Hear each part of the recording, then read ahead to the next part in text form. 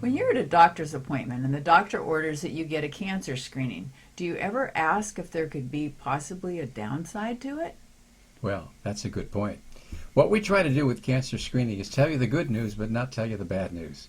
And finally, some people have come out in an article talking about that in a major journal. And they're pointing out that a lot of the tests that we do, really, there's a lot of doubt about whether or not they should be done. Once they get into the mainstream as something we do, we just sort of take it for granted.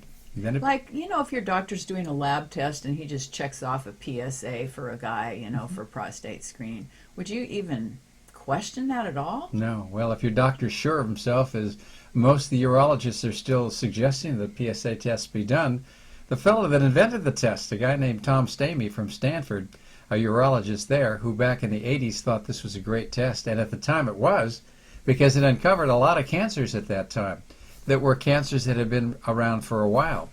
But as time went on, what we found is that we're now picking up cancers that about 98% of the time, 95 to 98% of the time, aren't cancers that really should be found and anything done about, because only about 2 or 3% of those cancers are going to turn out to be lethal cancers. So he kind of backed down on what he had said.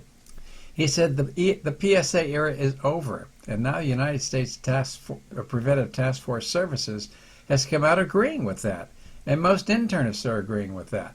And yet they're still being ordered. Well, a lot of them are still being ordered because people don't keep up with what's happening. You have to do a lot of reading to keep up what's happening. And the test really is discovering those cancers you'd rather not know about, because they're ones you'll die with but not from. Big difference. Well, the same thing goes on with mammograms. In women under the age of 50, in my opinion, it's malpractice to do a mammogram, and that's a pretty powerful statement to make. But when you have the United States, again, Preventive Task Force Services coming out saying you should really individualize every case of a woman under the age of 50 to decide whether or not that should be done, that's a huge statement, particularly since we're the only country, Vicki, in the industrialized world that still does mammograms in women under the age of 50. And then in women in their 50s, between 50 and 59, they found that 1 out of 1,000 dies from breast cancer. Mm-hmm. And if all those women are given a mammogram once a year for 10 years, it only saves one life. And the radiation from that will give one of those women a breast cancer. Exactly, they have to deal with that. And then the other thing that happens is, out of all those, that a lot of times things turn up, like, false positives, and then women end up getting unneeded biopsies and other types of Look at the treatment. Psychological trauma they go through, too. So I would say for women under the age of 50, a mammogram should only be done under special circumstances.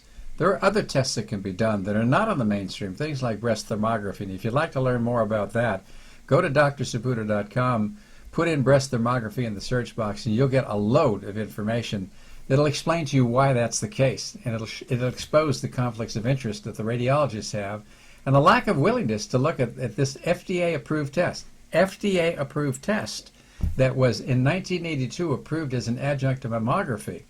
And it's more of a test of physiology, which will give you an idea of what's really going on there in terms of, is this cancer something to deal with because it's hot and active, or is it one that's not?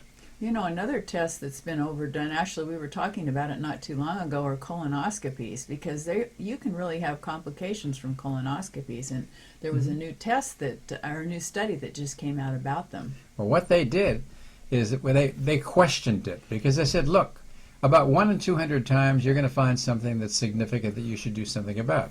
God bless the person who has it that you find.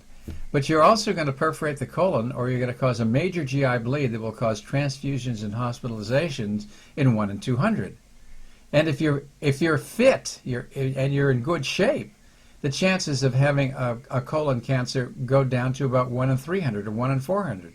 And if your vitamin D level is normal, again, it goes down more. So now you're talking about maybe 1 in 500 people. So basically, unless you're having symptoms or Right. you have a family history of it, you probably don't even need to have a colonoscopy. My opinion's that. I think when you're talking about screening asymptomatic people, which is what we're talking about, colonoscopy is a way overdone test. The virtual colonoscopy is even worse. Of course, the radiologists like that because that's what they do. But it basically is giving you radiation, and if you find something, you still have to do a colonoscopy to follow. So So it's you might as well do it in the not first saving place. anything. So that's actually good news, because a lot of people, once they turn 50, it's like, oh my gosh, now I have to have a colonoscopy. So Right. Now, colonoscopies can be life-saving too. I mean, if you've got bleeding in your intestinal tract, or you have diarrhea, or you have some kind of symptom, it'll help you find things like ulcerative colitis, or Crohn's disease, or cancers, or other kinds of inflammatory bowel disease that you want to know about. So we don't throw the test out.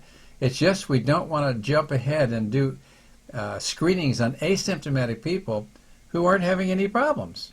And then what about CT scans for cancer, Well, lung for, cancer? for lung cancer, now you're looking at finding a lot of cancers that aren't going to do anything. And so it gets way overdiagnosed again. It's much like the mammogram situation.